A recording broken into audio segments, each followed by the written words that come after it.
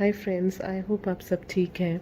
आज का टॉपिक है एसेंस ऑफ मैरिज, जो कि बहुत ही खूबसूरत सा टॉपिक है कि रियल में मैरिज सिस्टम डिवाइन ने बनाया क्यों, इसका ट्रू मीनिंग और पर्पस क्या था, एंड ओवर द टाइम ये बिलीफ सिस्टम कैसे करप्ट होने लगा, और ट्विन सोल्स के केस में मैरिज का क्या एसेंस है, मैरिज का ट्रू मीनिंग क्या है। ठीक है, तो चलिए स्टार्ट करते हैं वीडियो को। So like I said कि this video will be about true essence of marriage and its corruption over the time. ठीक है, and चलिए अगर there are different types of marriage rituals across the globe and like हमारे planet में कई तरह के मैरिज रिचुअल्स है, मैरिज सिस्टम्स है, बेस्ड ऑन जो आप जिस कंट्री में हैं, जिस रिलीजन को बिलोंग करते हैं या जिस सोसाइटी को बिलोंग करते हैं, अलग अलग रिचुअल्स होती हैं। तो जब आप ये डिज़ायर या विश रखते हैं डिवाइन के सामने कि मुझे मैरिज करना है सो एंड सो पर्सन से, तो आपके थॉट्स में आप क्या मैरिज, किस फॉर्म ऑफ मैरिज को सोच रहे हैं। जो मैरिज हमें आजकल की दुनिया में दिखाई दे रही है, जहाँ बहुत ही ग्लैमर है और बहुत सारे बड़े सेलिब्रेशंस होते हैं जिसमें कोई गलती नहीं है, which is fine, like it is a person's way to express their joy. और वो तरीका कैसा भी हो सकता है, वो सही या गलत नहीं है वो तरीका भी, बट हमें ये नहीं भूलना चाहिए कि मैरिज का पर्पस क्या है and what are we seeking और व्हाट इज समवन सीकिंग, अगर वो कभी भी मैरिज के बारे में सोचते हैं। ठीक है, तो मैरिज का बेसिकली डेफिनेशन है कि it is union of two souls as one. Okay, ये दो आत्माओं का मिलन है, और यहाँ दो लोग जब एक दूसरे को कॉन्शियसली चूज करते हैं, आई मीन अपनी पूरी फ्री विल से एंड पूरे अंडरस्टैंडिंग के साथ एक दूसरे को चूज करते हैं to merge emotionally, spiritually and physically. It is not just emotionally and physically, but spiritual merging of two souls is very very important in the real purpose of marriage, जो हम अभी आगे के डिस्क्रिप्शंस में देखेंगे। ठीक है, so and choosing consciously is also another very important aspect, not in a corrupted timeline जहाँ मैरिजेस मैनिफेस्ट होने लगी हैं ओवर द जनरेशन्स या ओवर द ईयर्स, जहाँ मैरिज का टोटल पर्पस ही करप्ट हो चुका है। ठीक है, एंड मैरिज में आइडियली होना क्या चाहिए कि उन दोनों की जो डेस्टिनीज हैं they become intertwined and they seek moksha as one unit. Okay, so like I said, it is not just physical and emotional union, but it is beyond that, it is more of a spiritual union, जहाँ आगे चल के अपनी life में दोनों souls एक दूसरे के साथ इतना स्पिरिचुअली इवॉल्व होते हैं कि वो मोक्ष की तरफ जाने लगते हैं। ओके, अगर आप सदगुरु की भी वीडियोस देख रहे हैं या फॉलो करते हैं तो सदगुरु बहुत ज़्यादा भूत शुद्ध विवाह को इम्पोर्टेंस देते हैं, जो कि एक एंशियंट योगिक फॉर्म है शादी का। ठीक है, जहाँ एक मैरिज रिचुअल फॉर्मलाइज होता है दो सोल्स की जो 5 एलिमेंट्स है पंच तत्व की शुद्धि के बाद। ठीक है, दैट इज़ भूत शुद्ध marriage. And what he also says, अगर आप उनकी मैरिज की कई वीडियो स्टडी करेंगे, that the concept is that जब दो लोग एक दूसरे को सीख कर रहे हैं तो it should never be need based, किसी ज़रूरत के लिए नहीं, वो उन्हें पहले आपस में अपने आप में कंप्लीट होना चाहिए and then they should enter a marriage, the belief system of marriage और the system of marriage. Okay, which has a social importance also. और जब ये दो सोल्स या ये दो पर्सन एक दूसरे को सीख कर रहे हैं in a marriage bond, so it is very very important that they choose each other consciously. This word वो भी बहुत ज़्यादा एम्फेसाइज करके बताते हैं सदगुरु की, बहुत ही कॉन्शियसली ये चॉइस होना चाहिए। डेफिनेटली पेरेंट्स एंड फैमिलीज का भी इन्वॉल्वमेंट है, but it is majorly the decision of the two souls and that should be based out of mutual love. ठीक है, सो हमारे हिंदू रिलीजन में कहा जाता है कि 4 पुरुषार्थ होते हैं। पुरुषार्थ मतलब परस्यूट ऑफ लाइफ। ठीक है, और वो है धर्म, अर्थ, काम और मोक्ष। अब मैरिज संस्कार या marriage ritual as per one of the religions या हिंदू रिलीजन क्यों लाया गया, क्योंकि वो पुरुषार्थ के ये दो एस्पेक्ट्स को फुलफिल करने के लिए, काम यानी प्लेजर और फिर उसके बाद प्रोसीड फॉर मोक्ष, यानी जब दो सोल यूनाइट होते हैं एक मैरिज के बॉन्ड में तो definitely for pleasure also initially and आगे चल के they have to grow spiritually to merge with the divine, जिसे हम मोक्ष बोलते हैं। अब मैम की ही एक सब्सक्राइबर हैं जो मेरी भी एक फ्रेंड है, उन्होंने एक बहुत अच्छी मीनिंग शेयर की थी गुरु ग्रंथ साहिब से। Like when I was thinking of making this video, out of nowhere उन्होंने जस्ट मुझे टेक्स्ट किया कि as per Guru Granth Sahib marriage का क्या पर्पस है। और गुरु ग्रंथ साहिब में मैरिज का डेफिनेशन दिया गया है कि they are not said to be husband and wife who merely sit together, they alone are called husband and wife who have one light in two bodies. ठीक है, so it is again union of two souls. It is not just two people who physically live each other. And even Guru Granth Sahib में भी अगर आप marriage का purpose detail में study करेंगे, so it is all about, it is not just about a love affair but a spiritual union of two souls, जहाँ वो life में ओवर द टाइम ग्रो करते हुए एक दूसरे को स्पिरिचुअली एनलाइटनमेंट की स्टेज में ले जाने में हेल्प करते हैं। And the ultimate aim of the marriage is merging of mind and soul, and ultimately वो जो दोनों सोल्स हैं वो आपस में मर्ज होके वाहिगुरु के साथ मर्ज हो जाए। So this is as per the different religions और the systems that we have कि मैरिज का ट्रू मीनिंग क्या होता है। अब हमारे वेदास में भी, जो वेद हैं उसमें भी मैरिज का मीनिंग बताया गया है कि when a man and women of pure conduct bound by mutual love consummate their marriage, all elements like form get absorbed in fire of their union. मतलब जब दो लोग, एक मैन एंड एक वुमेन जो प्योर कंडक्ट के हैं, that means they have already worked on themselves, ठीक है, अपने ब्लॉकेजेस पे काम कर चुके हैं, and out of mutual love जब वो एक मैरिज में एंटर करते हैं तो हर तरह के फॉर्म, उनके हर तरह के जो एलिमेंट्स है, तत्व हैं, वो एक अग्नि के यूनियन में इट गेट्स एब्जॉर्ब, ठीक है, और इस यूनियन की लाइट से उन्हें आनंद या ब्लिस मिलता है। So as per all the जो मेजर हमारे सिस्टम्स है, वेद है, पुराण है, या आप कोई भी रिलीजन ले लीजिए, the meaning of marriage was definitely it is एक सोशल स्ट्रक्चर, एक स्टेबल सोशल स्ट्रक्चर इस सिविलाइजेशन को देना। बट उसका जो मेन पर्पज है that is more of a spiritual bonding and a love based bonding definitely. अब इस मैरिज सिस्टम में ओवर द टाइम जब हमारी प्लानिटरी टाइमलाइन करप्ट होना स्टार्ट हुई थी, जब हमारे डीएनएस हाईजैक किए गए थे, कई तरह के बिलीफ सिस्टम बने थे, तो मैरिज जैसे बिलीफ सिस्टम में भी जो सबसे सेक्रेड और प्योर बिलीफ सिस्टम है उसमें भी कई तरह के डिस्ट्रप्शंस आ गए।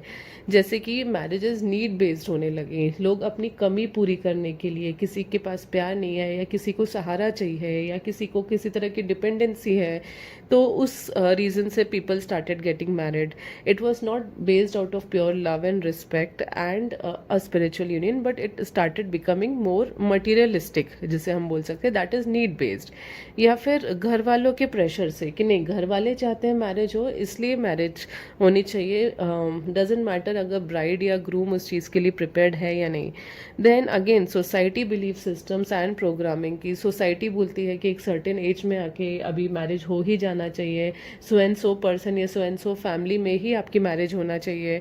So again different belief systems ने इस मैरिज सिस्टम को करप्ट कर दिया। देन अगेन सोशल प्रोग्रामिंग कि जो हमने बहुत सारे अनवांटेड सोशल स्ट्रक्चर्स बना लिए थे based on caste and creed, या अलग अलग जो सोशल सेक्शंस बना लिए थे उसके हिसाब से भी कि आपको एक पर्टिकुलर आपके ही मैचिंग कास्ट में शादी करनी होगी, या इस तरह के कई सारे लिमिटेड बिलीफ जो एक सोशल प्रोग्रामिंग ने डिस्टर्ब कर दिया था ना। Again economic programming, social programming में आप एज का फैक्टर भी कंसिडर कर सकते हैं कि हमेशा ग्रूम की एज ज़्यादा होनी चाहिए ब्राइड से, एंड बहुत सारे और भी factors. And then economic programming की सेम इकोनॉमिक नीड्स के लिए भी कभी कभी like exchange of money in marriage, या फिर more than love if the bride is to be married, तो वो ग्रूम का इकोनॉमिक स्टेटस देख के शादी होनी चाहिए, ना कि उन दोनों की जो एनर्जेटिक लेवल है या एनर्जेटिक बॉन्डिंग है वो नहीं, बट इट इज़ मोर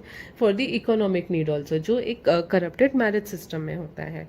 अब हमने एक पेरेंटल प्रेशर तो देख लिया, एंड इन केस आप पेरेंट हैं या फिर अगर आप एक ऐसे सिचुएशन में हैं जहाँ पे पेरेंट्स अग्री नहीं कर रहे हैं, so I would just want to share is that based on our religion, ठीक है, हमारे ही धर्म के हिसाब से, एंड इवन होली बाइबल में भी जो मैंने पढ़ा है कि what is the role of parents in a marriage system.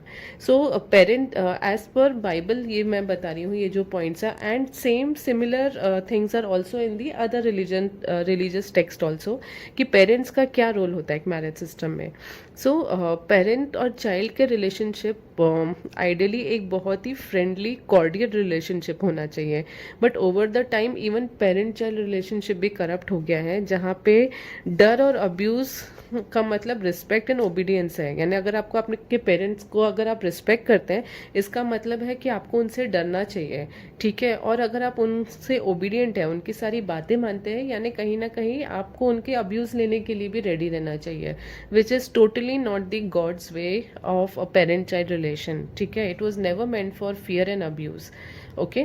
सो और पेरेंट्स का रोल है कि दे शुड प्रोवाइड गाइडेंस और वार्न अबाउट पिटफॉल्स, ठीक है। सो उन्हें सिर्फ एक गाइडेंस देना चाहिए, और आगे चल के आपको क्या तकलीफें आ सकती हैं अगर आप उनका व्यू पॉइंट नहीं समझ रहे हैं, सो वो गाइडेंस देने के लिए पेरेंट्स का रोल है एक मैरिज में। But in any case God never allows them to mandate the decision, यानी वो कभी भी किसी तरह का कंपल्शन अपने डिसीजन को लेकर आपके ऊपर नहीं दे सकते हैं।